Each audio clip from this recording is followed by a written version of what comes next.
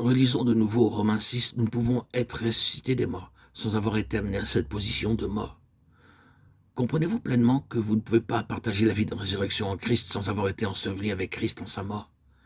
Votre fondement, votre base est dans sa mort. C'est là que vous avez été planté, enraciné de façon à ce qu'aucun orage ne puisse vous en arracher. On dit que le chêne s'enracine par l'orage. Vous êtes comme le chêne et Dieu vous enverra beaucoup d'orages pour vous enraciner. Puis la puissance de la vie divine se fera forte en vous, plus Dieu la mettra à l'épreuve. Et à mesure qu'il la met à l'épreuve, elle se fortifie dans ses racines.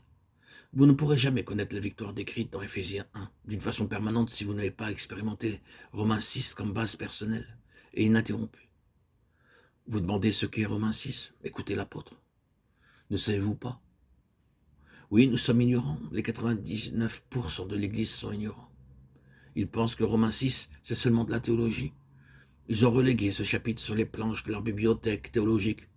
Oui, ceci vient aussi du prince de l'air. Le diable sait ce que le 6e chapitre des Romains signifie pour lui, alors il a imaginé d'obscurcir ce chapitre par toutes les querelles théologiques possibles, de façon à cacher à l'Église la seule manière de le vaincre. Ignorez-vous ce fait? Nous tous qui avons été baptisés en sa mort, savez-vous ce que cela signifie d'être saisis par l'Esprit et d'être plantés avec Christ en sa mort? Non pas en théorie, mais expérimentalement, dans une conformité réelle, celle dont Paul parle au verset 5. Baptisés en sa mort. Enfants de Dieu, je vous supplie de ne pas recevoir ce message à la légère. Quand vous serez dans la gloire, vous regretterez amèrement d'avoir entendu ces choses, de les avoir critiquées comme étant simplement des études ou des idées sur la vérité. Il vous faudra en rendre compte.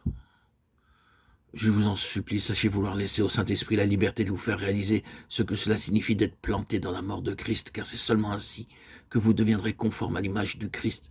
Il n'y a pas d'autre moyen. Être baptisé, c'est-à-dire disparaître dans sa mort. Qu'est-ce qui accomplit cet acte? Laquelle même en serait bien incapable. C'est le Saint-Esprit qui fait l'œuvre. Le Saint-Esprit a 2 choses à faire dans le croyant, comme il a 2 choses en Christ. Au Jourdain, Jésus fut baptisé de puissance, en vue des œuvres puissantes à accomplir. Mais le Jourdain était la préparation pour le calvaire. Au calvaire, nous ne voyons pas une œuvre puissante visible, et cependant le calvaire fit davantage pour le salut du monde que les guérisons, les miracles de Jésus en Galilée. Nous pensons trop à accomplir des œuvres puissantes, Matthieu 14, 12, et trop peu à suivre le Maître en sa mort. Et cependant, c'est celui-là seul qui sera enseveli avec Christ en sa mort, qui portera du fruit. Vous pouvez avoir une activité dévorante toute votre vie et n'arriver qu'à peu de résultats. Mais si vous êtes prêt à mourir avec Christ, le fruit qui en résultera sera aussi abondant que le sable de la mer. Il n'y a pas de limite au fruit qui sort de la mort. Jean 12, 24.